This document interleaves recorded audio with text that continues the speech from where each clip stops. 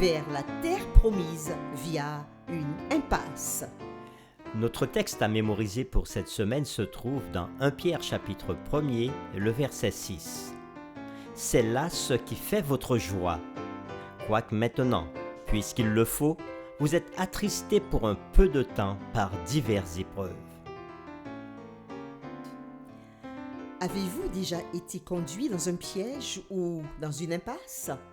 Parfois, cela peut être agréable, comme dans le cas où on entre de manière inattendue dans une pièce où des amis nous attendent et crient tous « Surprise!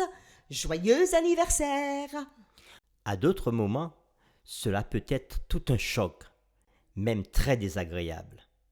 Il peut s'agir peut-être d'intimidateurs lorsque vous étiez à l'école ou d'un collègue de travail qui essaie de manière inattendue de vous donner une mauvaise image. Aujourd'hui, nous nous appuierons sur ce texte qui se trouve dans Exode chapitre 14, le verset 10. Ce sera notre texte de base. Pharaon approchait. Les enfants d'Israël levèrent les yeux, et voici, les Égyptiens étaient en marche derrière eux. Et les enfants d'Israël eurent une grande frayeur et crièrent à l'Éternel. La dernière fois que nous avons parlé du peuple d'Israël, ils étaient descendus en Égypte avec à leur tête le patriarche Jacob. À cause de la famine, ils s'étaient rendus dans ce pays pour ne pas mourir de faim, parce que Joseph avait été vendu par ses frères et c'est lui qui dirigeait à ce moment-là le pays d'Égypte. Les frères de Joseph et son père s'établirent dans le pays de Goshen. Ils devinrent nombreux, puissants et riches. Quelques années plus tard, Joseph mourut et toute la génération. Il s'éleva sur l'Égypte un nouveau roi qui n'avait point connu Joseph. Voyant que le peuple hébreu se développait et voyant aussi qu'il représentait une menace pour l'Égypte, le pharaon décida de les réduire en esclavage. 400 ans plus tard, comme Dieu l'avait promis à Abraham, il intervint par l'intermédiaire de Moïse pour les délivrer de la main du pharaon. Après plusieurs refus de laisser partir le peuple d'Israël, Dieu frappa le pays de 10 plaies. Depuis le jour où les Israélites ont quitté l'Égypte jusqu'au jour où ils ont atteint la terre promise, Dieu allait devant eux, le jour dans une colonne de nuée, pour les guider dans leur chemin, et la nuit dans une colonne de feu pour les éclairer, afin qu'ils marchassent jour et nuit devant eux. Lisons cela dans Exode chapitre 13, les versets 17 à 22. Lorsque Pharaon laissa aller le peuple, Dieu ne le conduisit point par le chemin du pays des Philistins, quoique le plus proche. Car Dieu dit, « Le peuple pourrait se repentir en voyant la guerre et retourner en Égypte. » Mais Dieu fit au peuple un détour par le chemin du désert vers la mer Rouge. Les enfants d'Israël montèrent en armes hors du pays d'Égypte. Moïse prit avec lui les os de Joseph, car Joseph avait fait jurer les enfants d'Israël en disant « Dieu vous visitera et vous ferez remonter avec vous mes os loin d'ici. » Ils partirent de Sukkot et campèrent à Étam, à l'extrémité du désert. L'Éternel allait devant eux le jour dans une colonne de nuée pour les guider dans leur chemin, et la nuit dans une colonne de feu pour les éclairer, afin qu'ils marchassent jour et nuit. La colonne de nuée ne se retirait point de devant le peuple pendant le jour, ni la colonne de feu pendant la nuit. Fin de la lecture du chapitre 13. Chaque partie de leur voyage était dirigée par Dieu lui-même. Mais regardez là où il les a conduits en premier. À un endroit où la mer était devant eux, les montagnes étaient de chaque côté et l'armée de Pharaon était à portée de vue juste derrière.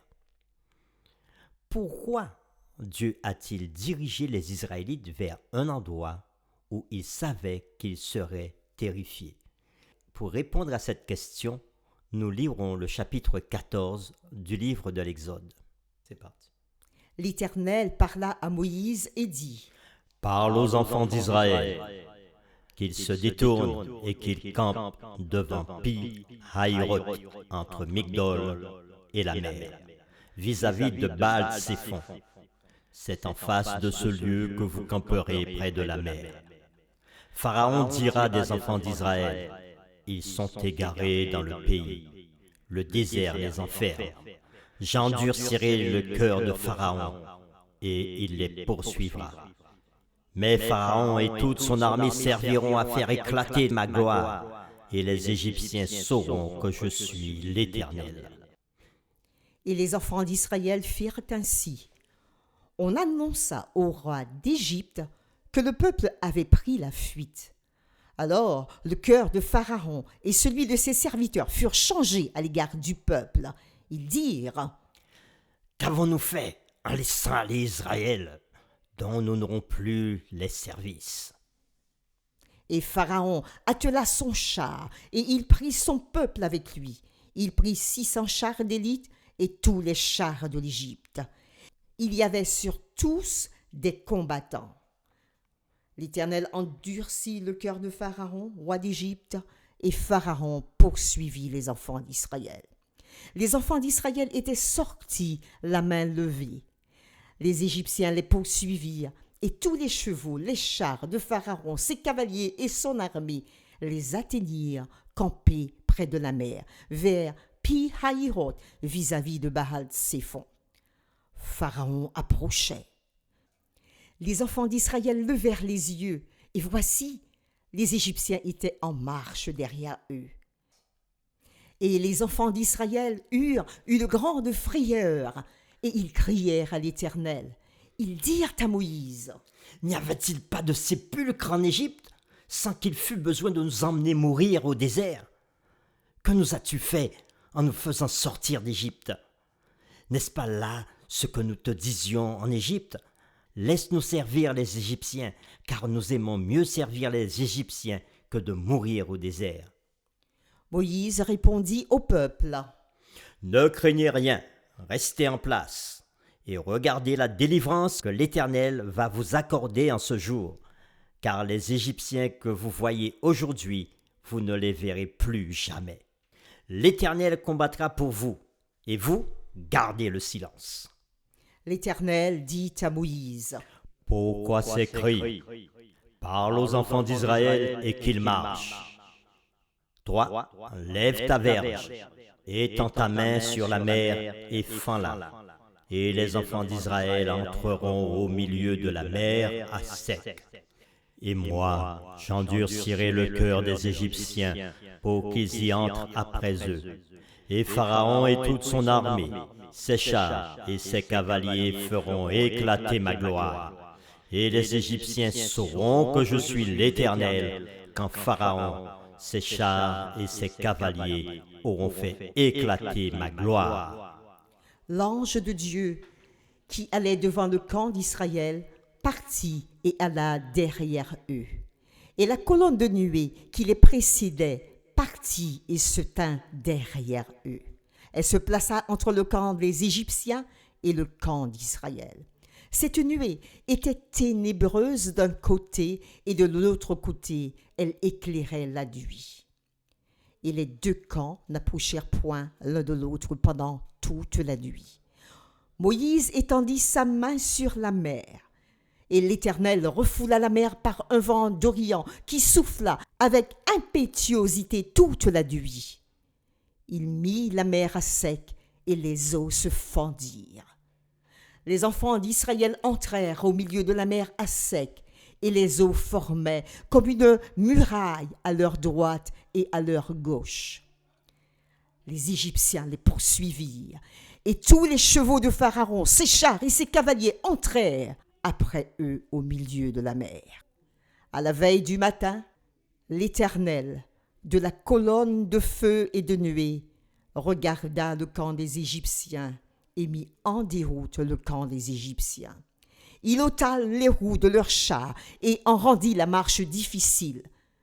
Les Égyptiens dirent alors : Fuyons devant Israël, car l'Éternel combat pour lui contre les Égyptiens.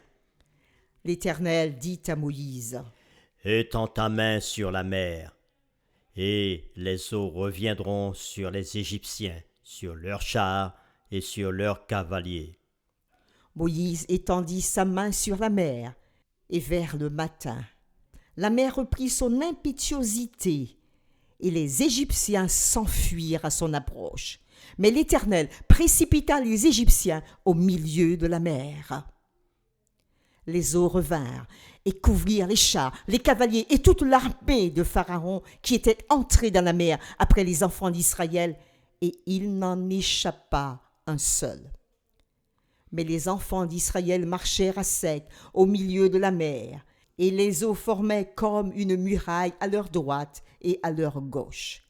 En ce jour-là, l'Éternel délivra Israël de la main des Égyptiens, et Israël vit sur le rivage de la mer les Égyptiens qui étaient morts. Israël vit la main puissante que l'Éternel avait dirigée contre les Égyptiens. Et le peuple craignit l'Éternel, et il crut en l'Éternel et en Moïse, son serviteur.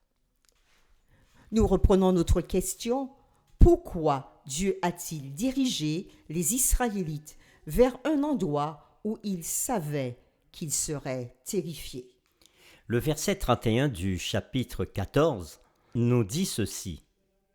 Israël vit la main puissante que l'Éternel avait dirigée contre les Égyptiens, et le peuple craignit l'Éternel, et il crut en l'Éternel et en Moïse son serviteur.